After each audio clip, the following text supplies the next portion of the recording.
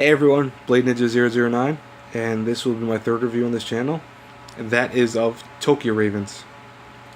Toyko Ravens is a very interesting show to watch. It isn't the best thing you'll ever see, but it's also neither that bad. It's one of those shows that I think is great for this channel because I haven't done it yet, in that it falls in the dead between good and bad category.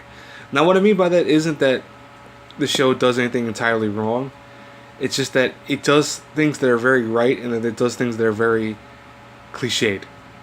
Now, what Toyko Ravens tries to do is it tries to have that whole high school slice of life concept, but with a more mystical type element, where the main characters all have the power of like Tao magic and magical powers and abilities and all that.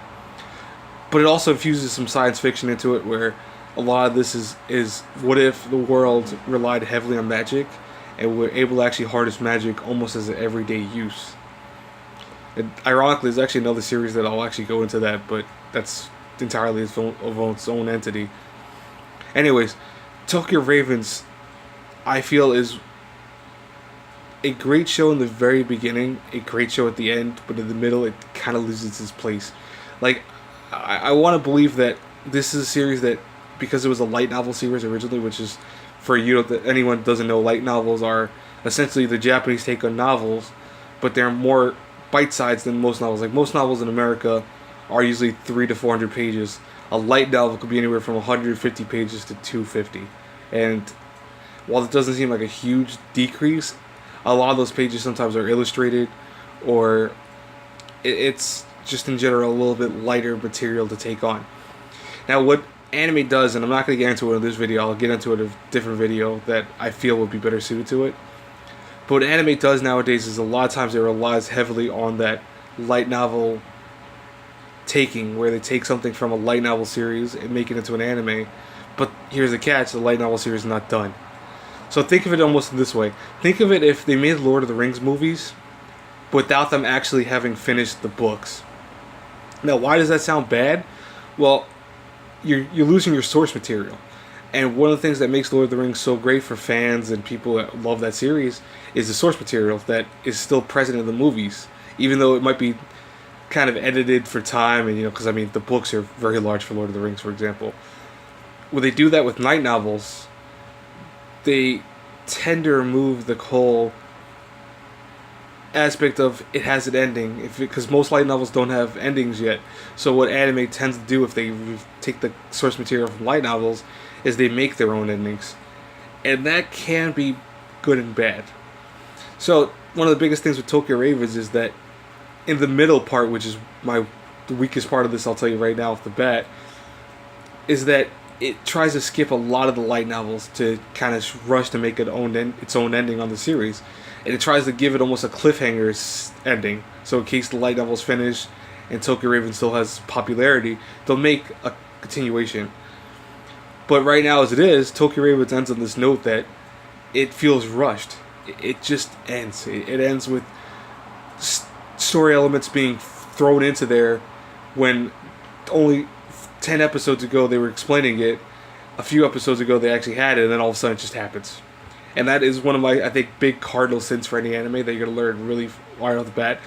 The ending is paramount to most anime that I will ever rate very highly. I feel that if it doesn't end on a specific note, it kills off the whole flow. And I mean that in the sense that, imagine this. Imagine being on a roller coaster, and the whole entire loop-de-loops are great, and then midway through one of the loop-de-loops, it just ends. Like, that's it, you're done, you get off the ride. You get that feeling of inertia, you get that feeling of excitement, only to have it abruptly just ripped out from you. Like, at least with endings of roller coasters, you have the whole, it slows down and lets you absorb what happened. It lets you absorb, oh, I just went on this giant loop-de-loop. Oh, I just dropped from this high height. Endings like this in anime have it where they don't let you absorb anything because they just end. They end so abruptly, or they have this cliffhanger that might never ever be filled. Because there are a lot of light novels that once they finish, the anime's been so far gone that no one cares about it anymore, thus they don't continue it. And that, I fear, might happen to Toyko Ravens. So as it is, I review Tokyo Ravens with a B minus. I feel that it could be almost a B, even a B plus, if it not had done try to be so close to the source material of the light novels. But because it does that, it kills the show a little bit. Now, the animation is very good. The sound's very good. Dub is amazing for Tokyo Ravens. I love the dub. There's some phenomenal actors in there, and the animation is very, very good.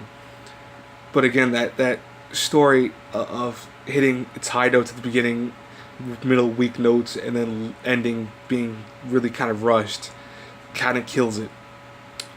Not enough to give it a C plus. I was almost tempted to, but I enjoyed Tokyo Ravens and I liked it. So, anyways, as per usual, my ending question for you is: if you could actually make one magic ability a daily use for you, what would it be? So what I mean by that, for example, is if you could fly and make it so you can choose when to fly by some kind of magic power, would you use that? Simple as that. Anyways, till next time, till our paths cross again in the next review.